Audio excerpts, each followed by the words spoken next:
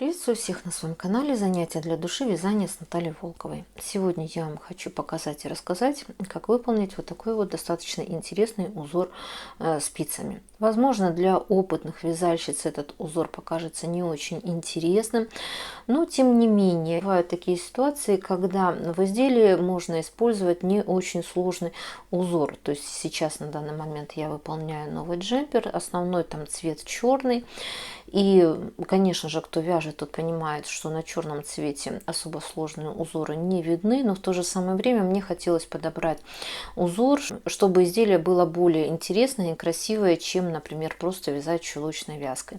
Мне попался вот такой вот узорчик спицами, вяжется очень быстро, легко. И я так думаю, что особенно этот узор замечательно подойдет для начинающих вязальщиц, которые хотят для себя что-то выполнить новенькое.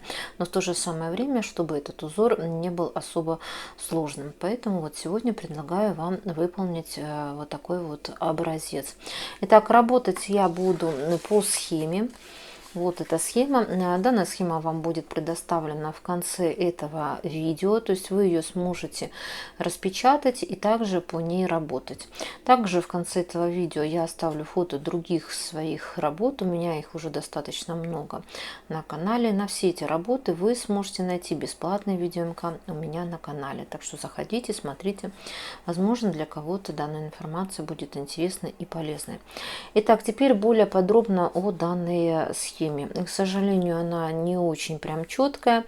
Мне пришлось некоторые условные обозначения прорисовывать. Но я постараюсь в этом видео МК подробно именно показать, как я буду вязать этот узор. Сразу хочу сказать, что этот узор, он небольшой. Что касается раппорта в длину, количество петель, то есть раппорт этого узора всего лишь 11 петель. То есть вот он, этот раппорт.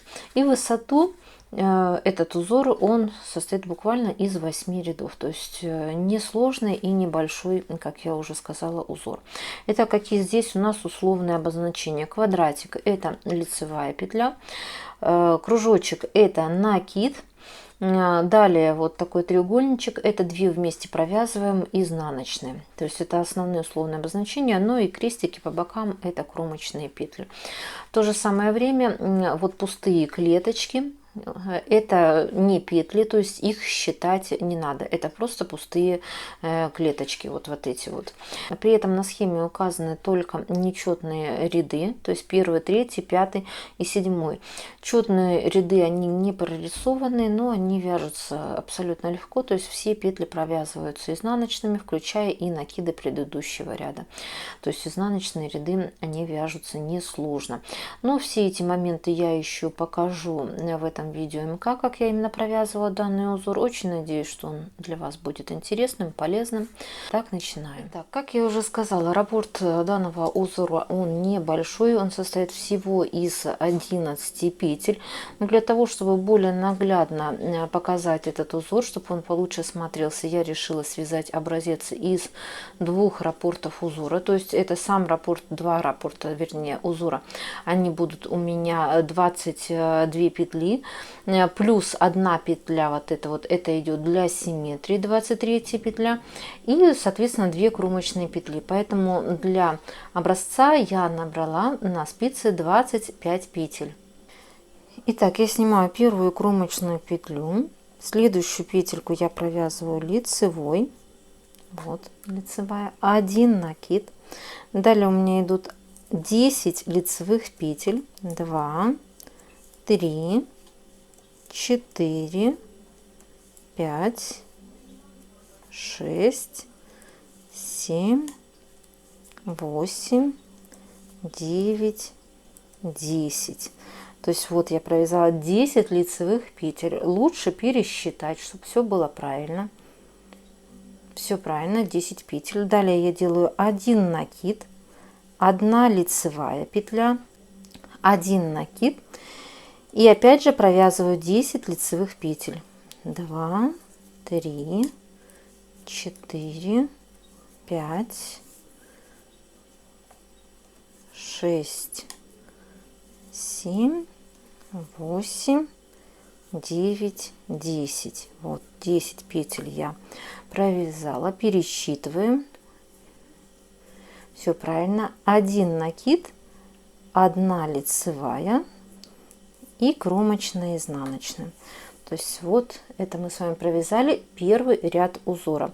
Все изнаночные ряды, они на схеме не указаны. Это означает, что они вяжутся по рисунку. И именно в этом рисунке ничего сложного в провязывании четных рядов нет, так как они провязываются все петли изнаночные.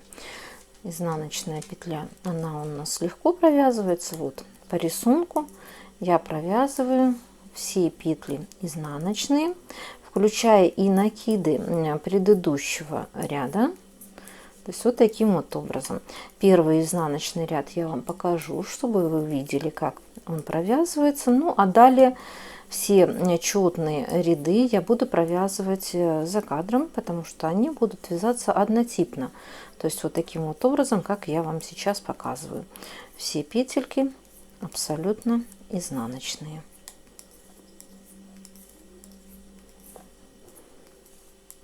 Так вот я довязала уже второй ряд. Все петли изнаночные. Вот таким вот образом выглядит. И далее я вяжу следующий третий ряд. Поворачиваем работу. Я снимаю первую петлю кромочную. Далее я провязываю 2 лицевые петли. Таким вот образом делаю 1 накид, 10 лицевых петель.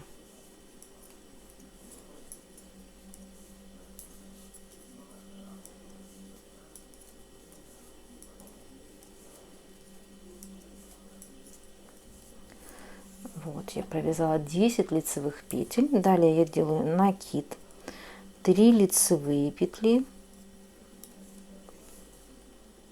Так вот. 1 накид, 10 лицевых петель.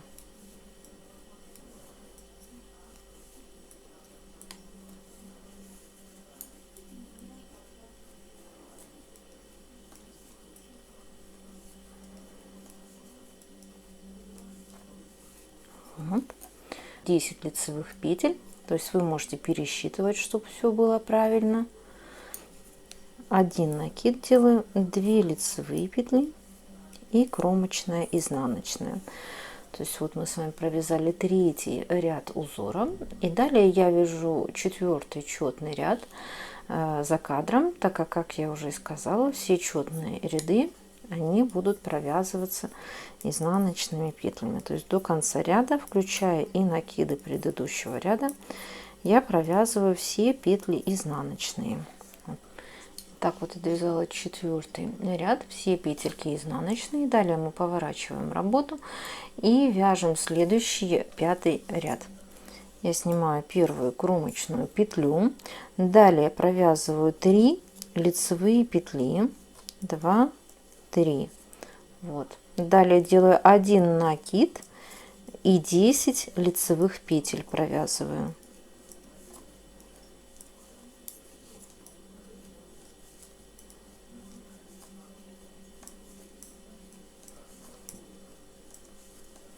Вот я провязала 10 лицевых петель, пересчитываем, чтобы не сбиться. Делаю 1 накид, 5 лицевых петель,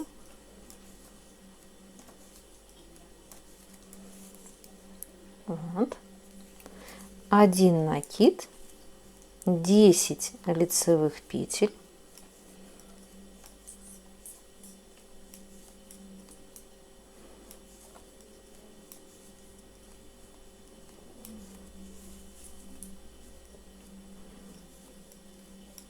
вот, 10 лицевых петель, 1 накид, 3 лицевые петли и кромочная изнаночная. Вот получается, провязали пятый ряд узора, и далее шестой ряд узора, как я до этого и говорила, мы провязываем все петли изнаночные, включая и накиды предыдущего ряда.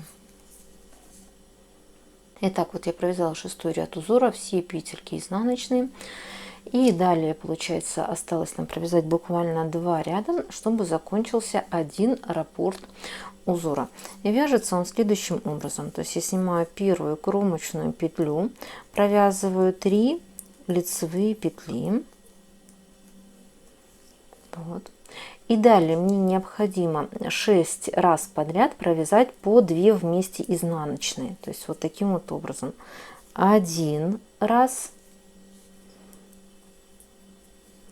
2 раз, 3 раз, 4,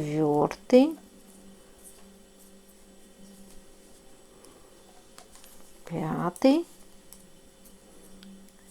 и 6. То есть вот 6 раз подряд я провязала по 2 вместе изнаночной. Перепроверяем, чтобы было все правильно. Далее 5 лицевых петель, 4, 5, вот 5 лицевых.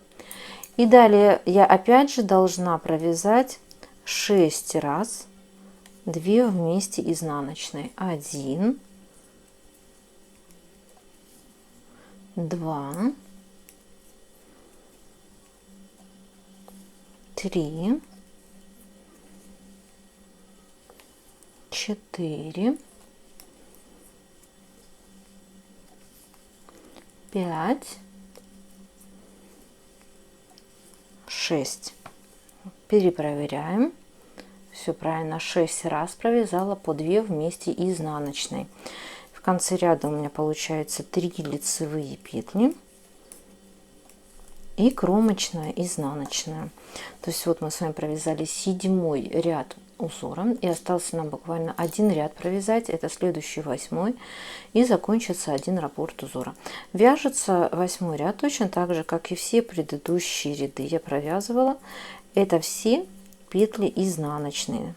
Вот таким вот образом я довязываю до конца ряда все петельки изнаночные. Итак, вот я провязала 8 ряд за кадром, все петельки изнаночные. Вот таким вот образом выглядит узор с изнаночной стороны. И вот так вот выглядит узор с лицевой стороны. Конечно же, для того, чтобы этот узор получше смотрелся, необходимо провязать еще несколько раппортов узора. Для того, чтобы его было видно, это я все уже провяжу за кадром и покажу вам конечный результат, что у меня получилось. Ну, а вы в свою очередь продолжаете вязать узор, начиная с первого ряда. Итак, я провязала в общей сложности 4 раппорта узора. То есть выглядит у меня образец вот таким вот образом. Каждый раз я бы так сказала, раппорт узора повторяла с 1 по 8 ряд. Вяжется этот узор очень быстро и легко, и я могу сказать, что прекрасно подойдет. Я так надеюсь, по крайней мере, для вязальщиц, которые только начинают вязать и учат новые узоры. Итак, после того, как я связала 4 раппорта узора, я отпарила данный образец, отпаривала с изнаночной стороны. И, конечно же, во время отпаривания необходимо учитывать температурный режим. В зависимости от того, с какой пряжей вы будете работать, то есть утюг у вас не должен быть сильно горячим. Особенно аккуратно необходимо отпаривать пряжу, которая состоит из 100% акрила, так как ее можно сплющить, если вы сильно приложите утюг к образцу. Поэтому я обычно стараюсь просто обдавать паром с изнаночной стороны. И таким образом узор он выпрямляется и становится более красивым. Итак, очень надеюсь, что данный узор вам понравился. Кому понравилось видео МК, обязательно ставим лайк. Подписываемся на мой канал, чтобы не пропускать в дальнейшем интересную и полезную информацию. Досматриваем видео до конца, так как в конце этого видео я оставлю фото других своих работ. У меня их уже достаточно много на канале. То есть на все эти работы вы сможете найти бесплатные видео МК. Так что заходите, смотрите. Возможно, что-то для себя найдете интересное. Делимся данным видео со своими друзьями. Вдруг кто-то у вас также любит и умеет заниматься рукоделием. Ну а также не забываем нажимать на серый колокольчик вверху экрана, чтобы вам приходили уведомления о моих новых видео МК. Итак, до новых встреч!